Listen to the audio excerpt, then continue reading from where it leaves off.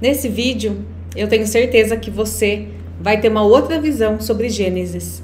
Normalmente a gente lê Gênesis e fala, legal, a criação do mundo, no primeiro dia, segundo dia, terceiro dia, quarto dia, sexto dia e no sétimo ele descansou. Normalmente a gente lê dessa forma e normalmente a gente não percebe o que realmente Deus está querendo falar para nós nos detalhes, nas entrelinhas.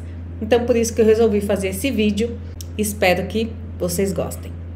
E aí no versículo 1 fala o seguinte: no princípio criou Deus o céu e a terra. Reparem em uma coisa, Deus não criou a terra e depois o céu. O que vem primeiro? O céu. E aí faz todo sentido quando a gente ouve o seguinte: isso já foi feito no reino dos céus. Isso já está pronto no reino dos céus. Você já ouviu alguém falar assim? Tome posse do que já foi criado no reino dos céus. E isso a gente pode ver muito claro em Mateus 18:18. Eu vou ler aqui para vocês. Digo a verdade, tudo que vocês ligarem na terra terá sido ligado no céu. Ou seja, antes foi ligado no céu. E tudo que vocês desligarem na terra terá sido desligado no céu. Primeiro sempre vem o céu. Vocês perceberam que Deus não fala assim: tudo que vocês ligarem na terra será ligado no céu. Não, não. Terá sido ligado no céu antes de vocês ligarem na terra. E quando vocês desligarem na terra, terá sido, não é que será desligado no céu, terá sido desligado no céu. Então, já no primeiro livro, no primeiro capítulo, no primeiro versículo, a gente já tem aqui uma mensagem maravilhosa, que é colocar primeiro sempre o céu. É primeiro o céu e depois a terra. E o versículo 2 fala: e a terra era sem forma e vazia, e havia trevas sobre a face do abismo, e o Espírito de Deus se movia sobre a face das águas. Perceba uma coisa, e a terra era sem forma e vazia. Não está falando que a terra foi criada sem forma e vazia. A terra era, a terra estava. E isso aconteceu, a gente consegue ver isso estudando um pouquinho mais para frente em Gênesis, que isso aconteceu após a caída de Lúcifer, sendo resultado da rebelião de Lúcifer contra Deus. E o Espírito de Deus que se movia sobre a face das águas é o Espírito Santo. É o mover do Espírito Santo, o começo da vida. E disse Deus: haja luz, e houve luz. Eu acredito que você já tenha ouvido falar no poder das palavras. E aqui a gente vê logo no comecinho da Bíblia: e disse Deus, não fez Deus. A maneira pela qual Deus criou todas as coisas, ele disse. E aqui vem um lembrete para você ter cuidado com as palavras. Cada palavra dita, ela é uma semente lançada. A palavra, ela nunca vai voltar vazia. Ela nunca vai deixar de ter algum efeito. Então, preste muita atenção no que você anda falando aí no seu dia a dia. Inclusive, às vezes alguém fala assim: você vai sofrer, hein? Querendo dizer, como mãe, que minha filha tá crescendo, que minha filha tá ficando muito bonita. E eu falo: não vou não. Eu corto na hora aquela mensagem, aquela palavra, porque ela não tem sentido na minha vida. Eu sei que às vezes a gente fica até um pouco sem educação ou grossa, né? Mas com todo amor e carinho, eu sempre dou um jeito de cortar aquela frase, aquela palavra.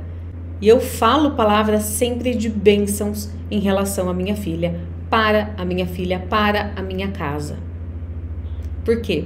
Porque eu sei a consequência disso. E agora você também sabe. E viu Deus a luz que isto era bom. E Deus separou a luz das trevas. Aqui tem mais uma mensagem para a gente, uma mensagem bem importante. Deus separou a luz das trevas, ou seja, trevas significa ausência de luz. Prestem bem atenção nisso. Então, busque sempre ser cheio da luz, Busque sempre andar na luz. E aí, automaticamente, as trevas serão separadas e ficarão apartadas disso. E chamou Deus a luz dia, e as trevas ele chamou noite. E houve a tarde e a manhã do primeiro dia. E muita gente tem essa dúvida. Mas por que tarde e amanhã do primeiro dia? Mas não era um dia? Ele cortou na metade 2 dias? Não, é porque o dia começa ao entardecer. Inclusive os judeus continuam com essa prática, tá? Então o dia para eles começa ao entardecer. Esse foi o primeiro dia. E agora o segundo dia. E disse Deus: haja um firmamento no meio das águas e deixe que separe as águas das águas. Mas que coisa é essa? Que águas das águas? Como assim separar águas das águas? Primeiro atente-se numa coisa. E Deus disse, novamente, ele criou o firmamento no meio das águas a partir da sua palavra. Essa expansão no meio das águas é a atmosfera. Separar as águas das águas quer dizer o seguinte: separar as águas que estão nas nuvens das águas que estão na terra. E fez Deus o firmamento e separou as águas que estavam debaixo do firmamento das águas que estavam acima do firmamento, e assim foi. Então eu acabei de falar isso para vocês, e as águas debaixo do firmamento são os oceanos, os mares, os rios. E acima são as chuvas. E Deus chamou ao firmamento céu, e houve tarde e manhã o segundo dia. Então aqui vocês já sabem, tarde e manhã foi um dia. Agora no terceiro dia, e disse Deus: ajuntem-se as águas que estão debaixo dos céus em um lugar, e apareça a porção seca. E assim foi. Aqui foi a formação dos continentes. E é claro, tá, gente? Hoje, o que a gente vê hoje, essa divisão de continente de águas, foi influenciado após o dilúvio, tá? De Noé, que isso tá um pouquinho mais lá para frente. Mas nós estamos estudando aqui a criação do mundo. E chamou Deus a porção seca de terra, e ao ajuntamento das águas ele chamou mares. E Deus viu que isto era bom. Olha que interessante agora. E disse Deus: produz a terra erva verde, erva que dê semente, árvore frutífera que dê fruto segundo a sua espécie. Presta atenção nisso que nós já vamos falar sobre essa palavra. E que sua semente esteja nela, sobre a terra. E assim foi. E agora eu vou falar de um assunto que certamente é polêmico. Mas nós vemos de forma bem clara que a teoria da evolução é uma grande falácia.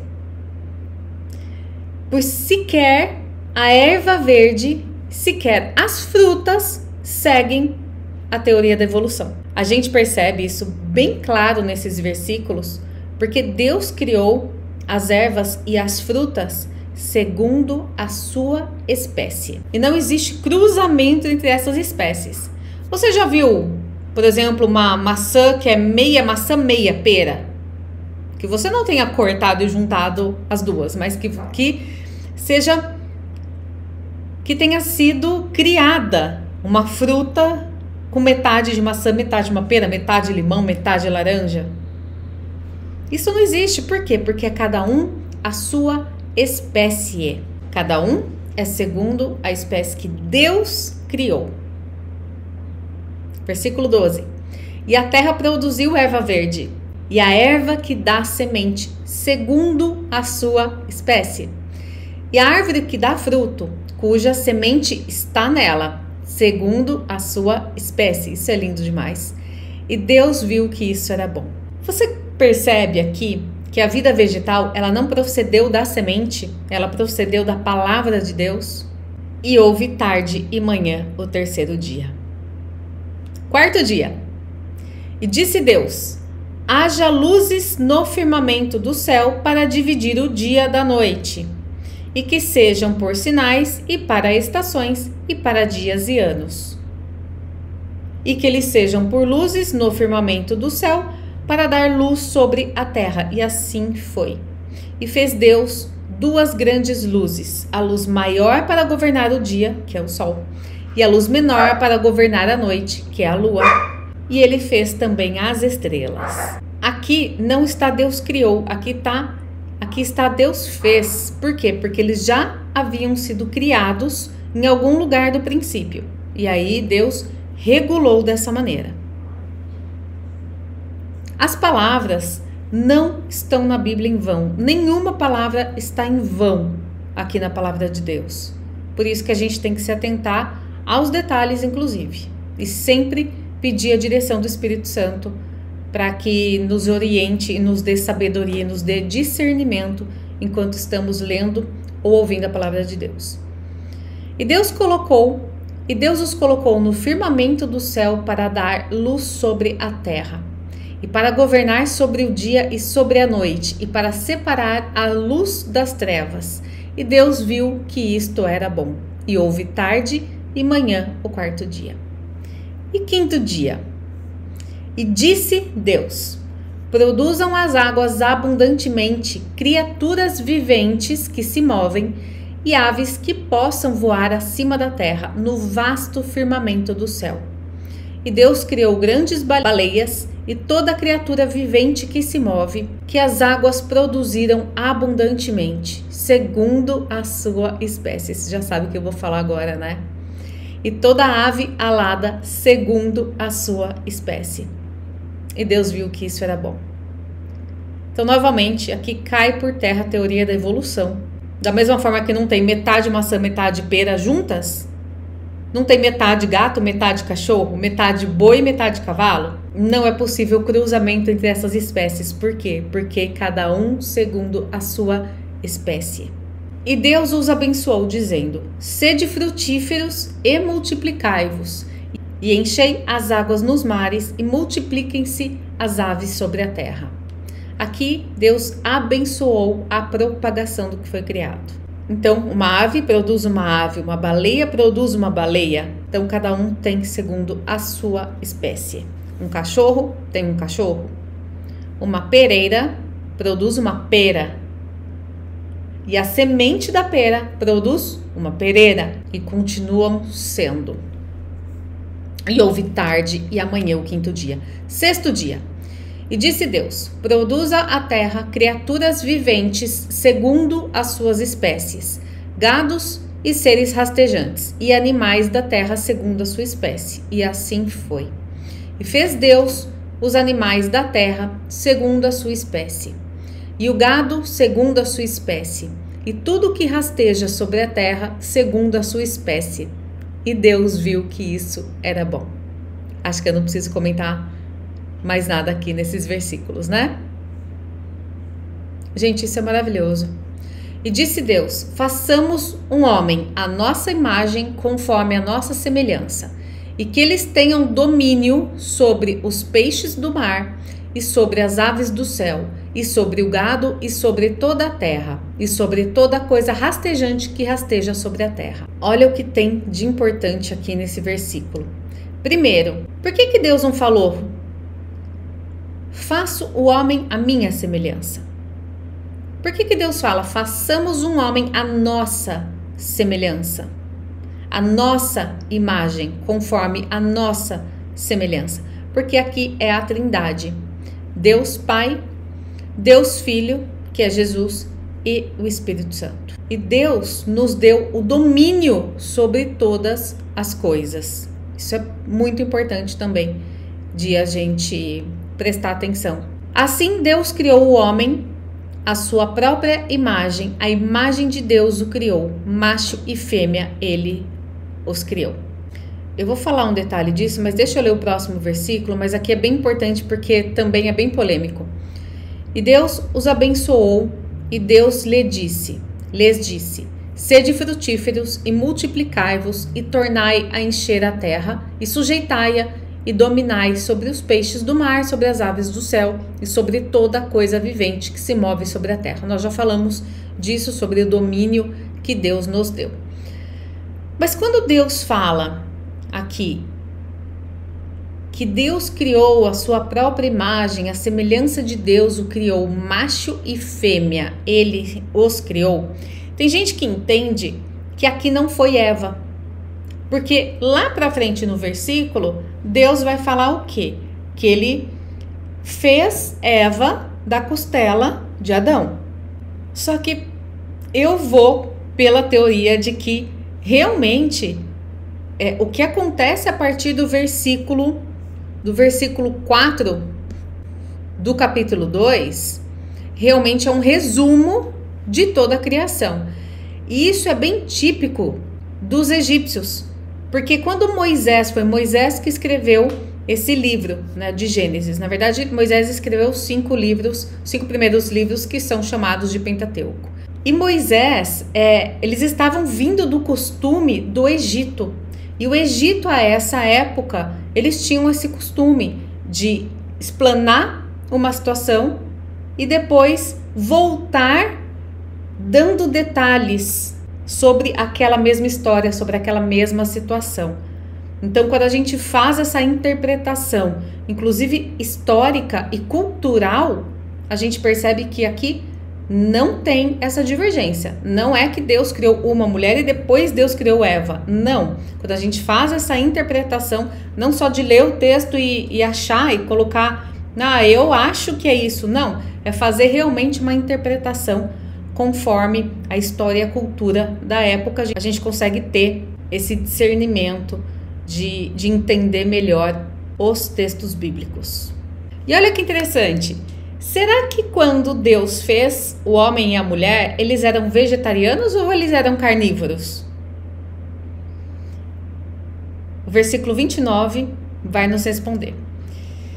E disse Deus: eis que vos tenho dado toda a erva que dá semente, que está sobre a face de toda a terra, e toda a árvore na qual está o fruto de uma árvore que produz semente, para vós será para alimento.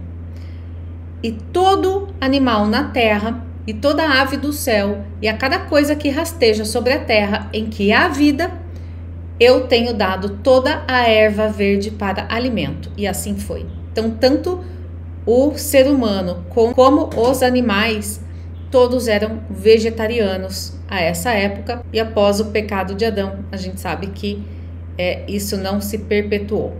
E Deus viu todas as coisas que ele havia feito, e eis que era muito bom. E houve tarde e manhã o 6º dia.